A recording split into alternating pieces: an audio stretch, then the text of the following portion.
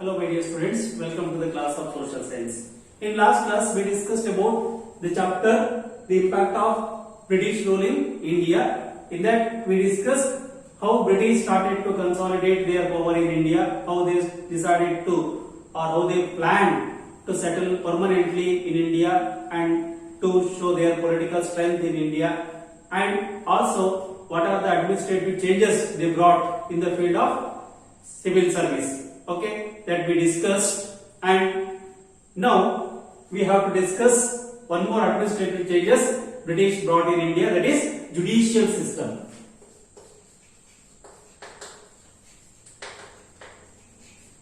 What changes British brought in the field of judicial system, that we have to discuss. Okay, new judicial system started by British in India when they start to rule, or when they began to rule by taking over the regions of India from Mughal rule. Okay, after ending the Mughal rule, they took over the political field of India under their control and they started new judicial system in India. Okay, after the battle of Buxar, as we all know that Shah Alam II gave Diwani rights to British. You all know that. We discussed in the first chapter of history. Is it? Shah Alam II gave Diwani rights to British. Okay. According to that, British got the managing of land tax, or they got land tax collecting authority, right? And at the same time, dual government also introduced by Robert Clive. Is it in the year of 1765? Robert Clive introduced the dual government or dual administration came into effect in India, right? And according to dual government, as we discussed in the first chapter, just to recall, it gave authority to collect the land tax to the Indian officials, okay, and also administration of civil and judicial matters gave to the Indian officials, and British retained the authority of managing revenue. Okay, what the revenue collected by the Indian officials, that revenue amount used to managed by the British. Okay, so that is about dual government that we discussed in first chapter. Next, later they brought centralized judicial system. British brought centralized judicial system in India. Okay, and by overtook the authority of the Mughal. Okay, they established the supremacy. By overtaking the authority of Mughal rulers, they established the supremacy in India, and this attained by implementing new judicial system. By implementing new judicial system, British took the authority of entire India. Okay, and they brought changes in the field of judiciary, right? And according to the administrative plan,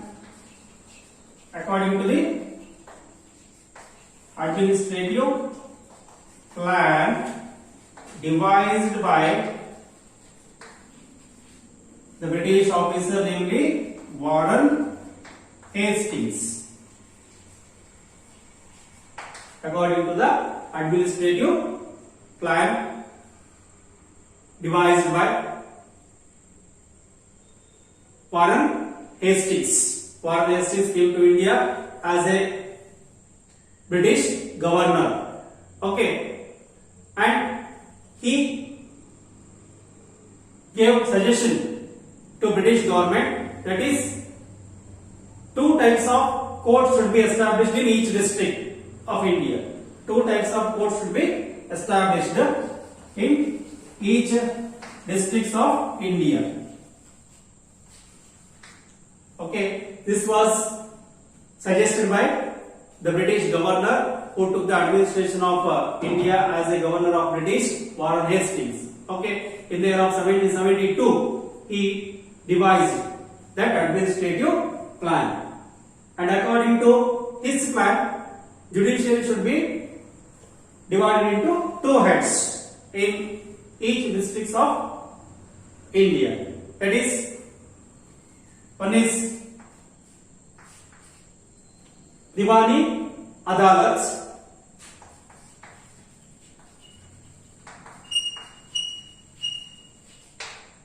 another one is Fauzdari Adalat.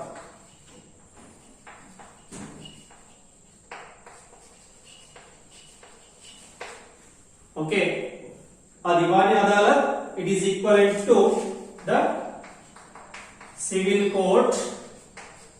Okay, and Fauzdari Adalat, it is considered as criminal code.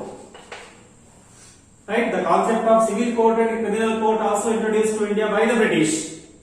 Right, I mean Warren Hastings. And we have a civil court and criminal court today in our country. That is the contribution of British. Okay, and the concept is introduced to our country by British. And in Diwani Adalats, who will dispense the justice to the people? Hindus will dispense the justice in Diwani Adalat by the Hindu scripture. By the help of Hindu ancient scripture, they will dispense justice to the people. And Muslims also dispense justice in Diwani Adalat or in civil court according to Islam Sharia. Okay, according to the rules of Islam Sharia or Muslim Sharia, they will dispense justice to the people. Right? And in Fauzdari Adalat, it is a criminal court. It was under the control of Qazis. Right? And here Diwani Adalat, first it was under the control of Hindu and Muslim leaders. Later on, British officers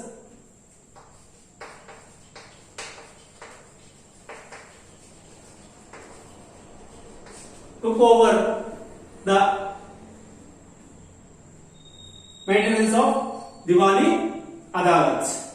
Okay, slowly British introduced legal procedures in civil court and also in criminal court. And in the civil court, British officers or European officers took the administration.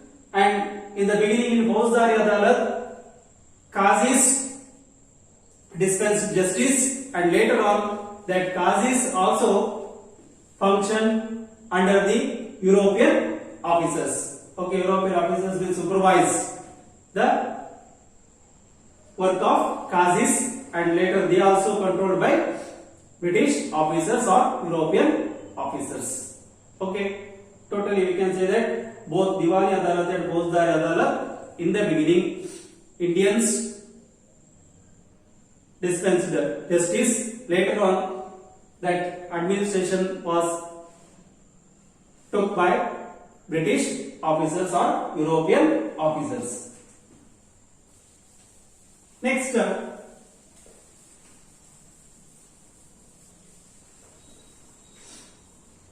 we have to study about the police system introduced by British in India.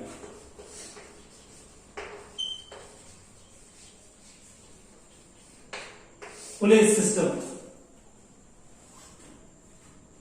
The concept of police and police station introduced to India by the British. Okay, and police are the in charge of maintenance of internal law and order situation. And even today also, police are the in charge of maintenance of law and order situation in the state and also in the country, right?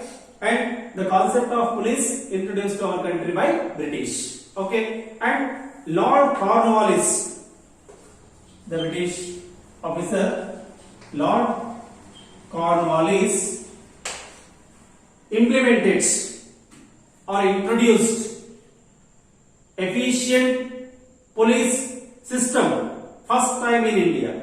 Okay, efficient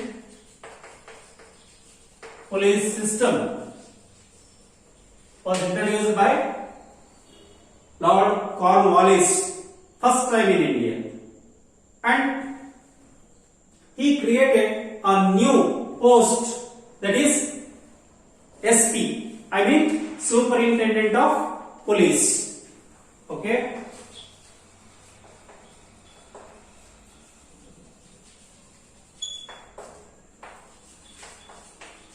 SP, the post of Superintendent of Police, also introduced by or brought by Lord Cornwallis. And to provide better law and order facility to the people, he decided to divide the districts into stations. Districts are divided into stations. Okay, that is the plan of Lord Cornwallis, and every station was put under the control of Kotwal. Kotwal is the police officer. He is the head of every stations. Okay, and every village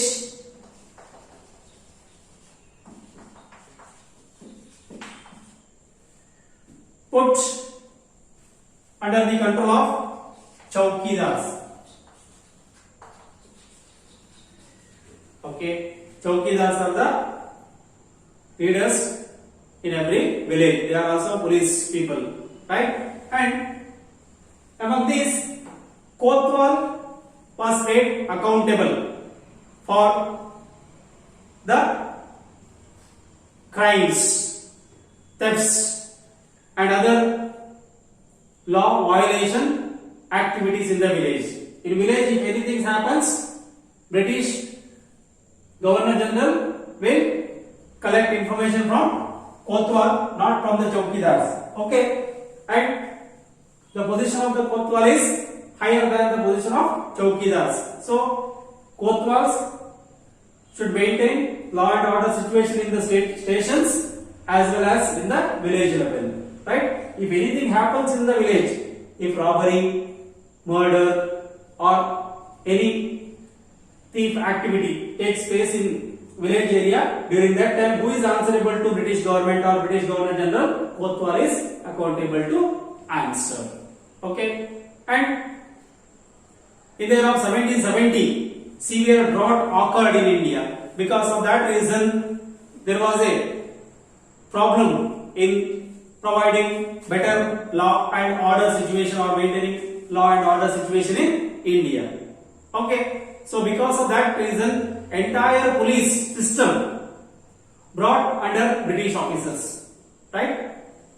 Right, in the year of 1770, because of severe drought, it like weak law and order situation, so entire police system brought under the control of British officers, right? And the system of appointing British magistrates started in India in 1781. The system of appointing British magistrates started in India in the year of 1781, right? And the police officers came under the power of magistrates. Now magistrates became superior and police people came under the magistrates after 1781, right? And like this, police system underwent continuous changes in India. Okay, starting from the system introduced by Lord Cornwallis, there was continuous changes in the police system, right? And in the year of 1861, Indian Police Act was implemented. In 1861, British government introduced Indian Police Act. Okay, Indian Police Act was implemented in 1861, and this was the base for good law and order in administration, to provide base for better law and order in administration. British introduced the Indian Police Act in 1861. Okay, that is the important point you have to know. And in the year of 1902, the Police Commission allowed to appoint suitable qualified people for the post of police officers.